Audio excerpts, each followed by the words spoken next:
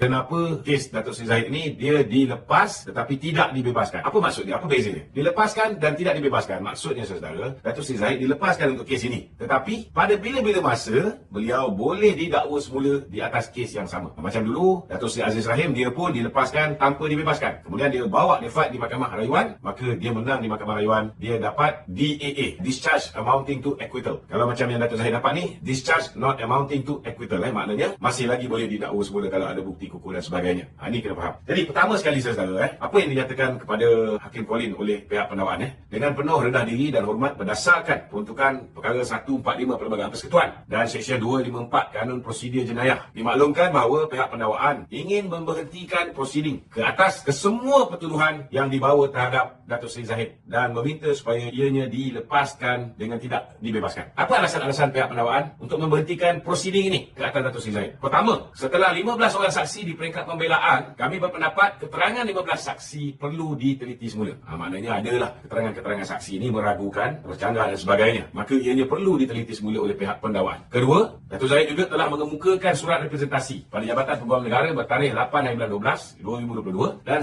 23/1/2023. Representasi ni saudara biasa. Macam saya pun buat representasi juga bila saya dituduh menghina Datuk Seri Ismail Sabri. Bila saya didakwa kerana saya telah pun, kata orang tu, merayu supaya keluarga ACP Syariman diberikan pampasan. Walaupun dia meninggal dunia bukan kerana vaksin, kerana dia berhadapan dengan serangan jantung selepas dia mengambil vaksin. Walaupun representasi saya ditolak, tetapi akhirnya mahkamah memutuskan untuk saya menang. Tidak ada prima facie ke atas kes yang saya lalui. Jadi, ini maksud representasi, tuan-tuan. Lanjutan representasi-representasi yang dikemukakan oleh pihak Datuk Zahid. Pihak SPRM telah pada 20 Januari 2023 memaklumkan kepada AG Chambers bahawa penting untuk siasatan lanjut yang lebih menyeluruh dibuat. Maknanya, berdasarkan maklumat-maklumat terbaru yang diberikan dalam representasi Datuk Zahid itu, pihak SPRM nak siasat lanjut. Sepatutnya, ini semua kena tanya dengan Latifah yang koyak. Sepatutnya sebelum seseorang tertuduh didakwa di mahkamah, pihak SPRM dah siasat dengan sedetail-detailnya, ada bukti yang kukuh, yang kalau dihadapkan pergi ke Jabatan Pegawai Negara merasakan bahawa ada bukti kukuh, complete evidence, boleh menang kes, baru didakwa ke mahkamah. Tapi kita pun tahu hari ini, terbongkar bahawa Jabatan Pegawai Negara sendiri, saudara, walaupun dah dinasihatkan oleh 7 orang DPP dan 5 orang IO, mengatakan tak ada kes, tak ada asas pun nak dakwa, diteruskan pendakwaan juga. Maknanya memang atas arahan Mahathir Mohamad Al-Puaka ni, tuan-tuan. Siapa yang cakap? Bukan saya cakap, tetapi yang cakap ini ialah Pegawai Negara yang menerima arahan. Dalam buku Justice in Wilderness yang ditulis oleh Tan Sri Tommy Thomas, bekas Pegawai Negara, beliau mengatakan bahawa beliau mendapat arahan secara langsung daripada pihak eksekutif, daripada Mahathir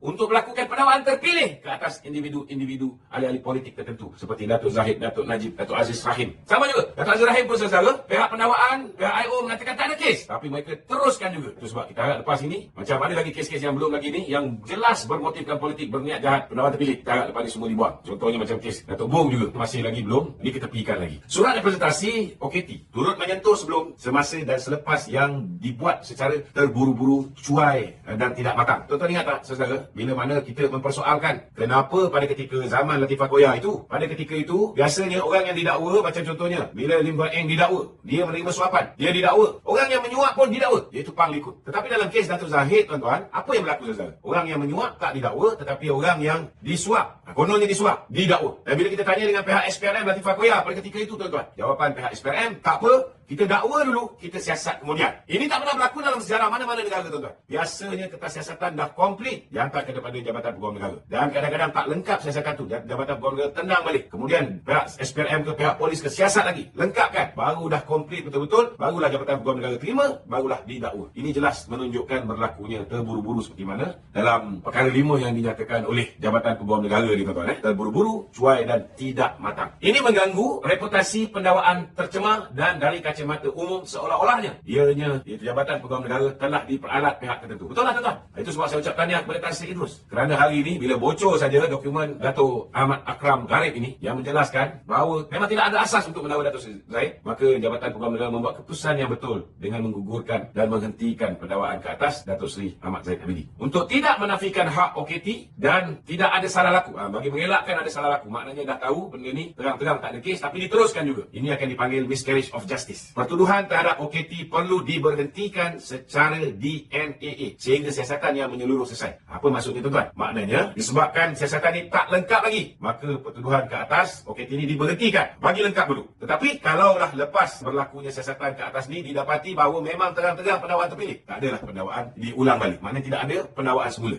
Ini kena faham. Mahkamah ambil maklum penubuhan RCI untuk menyiasat kes buku Tommy Thomas yang mendedahkan terhadap pertuduhan individu-individu tertentu tuan-tuan. Macam saya sebut tadi, berlakunya arahan daripada pihak eksekutif Mahathir ni supaya individu-individu tertentu, ahli politik tertentu didakwa pendakwaan terpilih berniat jahat dan bermotifkan politik. Benda ini disiasat. Kalau didapati betul selepas diwujudkan Suruhanjaya Siasatan Diraja ataupun RCI ini, maka tidak adalah sebarang pendakwaan balik ke atas Datuk Seri Ahmad Zahid Hamidi. Itu pun Datuk Seri Zahid insya-Allah esok dia akan kemukakan rayuan di Mahkamah Rayuan supaya dia mendapat DAA, discharge amounting to acquittal. Maknanya dia mahu dilepaskan dan dibebaskan. Macam kes Lim Guang Eng, dia dilepaskan oleh Hakim Datuk Hadalia, dilepaskan dan dibebaskan. Maknanya lepas ni dia tak boleh didakwa di bawah kes yang sama. Ini kena faham. Dakwaan dalam representasi selective prosecution penting untuk pihak pendakwaan dan SPRM melihat dan turut menyiasat dakwaan ini. Salah satu sebab benda yang nak disiasat ni bukan maknanya siasatan tu bak kata orang tu belum lengkap, dia dah dakwa sangat, tetapi termasuklah siasatan ke atas berlakunya pendakwaan terpilih. Dan bila siasatan ini disahkan, memang betul berlakunya pendakwaan terpilih, orang yang terlibat melakukan pendakwaan terpilih ke atas Datuk Seri Zahid, ke atas Datuk Seri Najib, ke atas Datuk Seri Bong Mokhtar, ke atas Datuk Seri Ahmad Maslan, Tan Sri Syahrin, Aziz Rahim, semua ni tuan-tuan boleh dihadapkan ke muka pengadilan. Jangan lupa itu. Selaras dengan tujuan RCI yang bertujuan menyiasat dakwaan-dakwaan berkenaan pelanggaran tanggungjawab profesional pemegang jawatan tertinggi negara.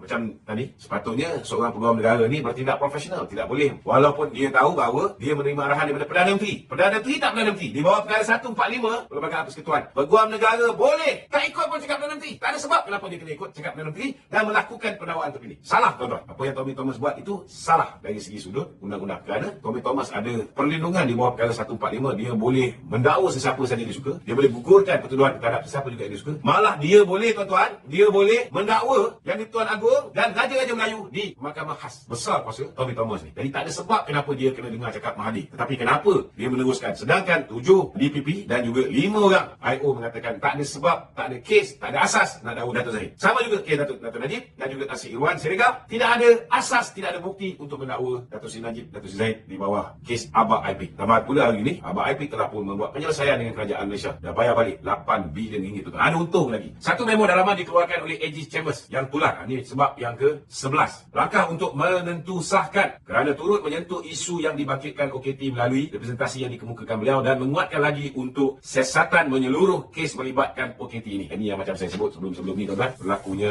pendakwaan terpilih. Saya cakap sebenarnya dah dekat 5 tahun dah sebenarnya kita cerita tentang pendakwaan terpilih terhadap Datuk Najib dan juga pemimpin-pemimpin UMNO dan Datuk Zahid sekali. AGC di bawah perkara 145 Perlembagaan Persekutuan boleh memberhentikan dan memberikan kes DNAA. Kami percaya dengan kesan DNAA, ia bukan sahaja dapat menjimatkan masa dan kos pihak-pihak, malah lebih adil kepada semua pihak di mana sebarang pertuduhan hendaklah dibuat hanya selepas siasatan lanjut dan RCI selesai bersidang dan mencapai keputusan. Tuan-tuan, sebenarnya Jabatan Peguam Negara boleh je tangguh kes Datuk Zahid ni. Tapi kalau nak tunggu RCI selesai siasat, barulah nak teruskan pembicaraan. Tuan-tuan, RCI ni makan masa 2 tahun, 3 tahun. Jadi orang akan kata Datuk Zahid pula nanti kononnya meminta penangguhan kes dia. Ianya akan terbuka pada fitnah dan sebagainya, seolah-olah macam disebabkan dia timbalan Perdana Menteri, maka kes dia ditangguhkan bertahun-tahun. Itu sebab sekarang ni disebabkan dengan hujah-hujah tadi, 11 hujah itu, pihak pendakwaan beranggapan bahawa diberhentikan dulu pendakwaan, diteruskan siasatan, diteruskan RCI. Kalau lepas RCI ini didapati ada bukti kukuh Datuk Zahid memang terlibat, barulah didakwa tuan-tuan. Tetapi kalau ada bukti kukuh seperti mana yang didapati oleh pasukan petugas khas yang telah pun mencadangkan kepada kerajaan